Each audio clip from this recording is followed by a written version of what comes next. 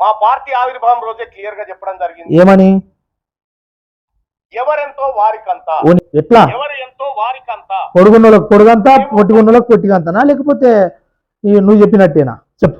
లాక్కోవడానికి రావట్లేదు. రోజాక్క వాళ్ళకి తెలియట్టి నువ్వు లాక్కోనికి వస్తున్నావా, గోక్కోనికి వస్తున్నావా, నీ వెనకాల ఏమేమి ఉంది, నువ్వేమేం చేస్తున్నావు, ఓనికేం తెలుస్తుంది చెప్పు. వాళ్ళకి తెలుసా? నువ్వు చెప్పింది వింటారు. సపరేట్ గచ్చు చెప్పు చెప్పు జల్దీ చెప్పు. కానీ ఇది మీరు తీసుకుంటే మాది మేము తీసుకోవడానికి ఏంది అది? ఏంది సన్నాసి మాటలు? ఈ మంచి మంచి వాళ్ళకి వస్తుందని అంటారు. నీకు నీకు రావద్దా మంత్ర పదవి? చెప్పు చెప్పు.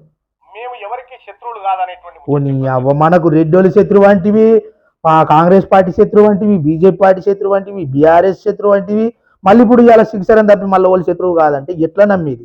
యుద్ధానికి పోవాలంటే మన శత్రువు ఉండాలి కదా. శత్రువును బరిగీసి గీత గీసుకొని మనం యుద్ధం చేయాలి. కానీ మళ్ళీ నాకు శత్రువు లేడు, ఎవరన్నా ఆడిస్తురా ఏంది? నేను డ్రామా నీకంటే పెద్ద డ్రామా గాడు ఉంటాడు.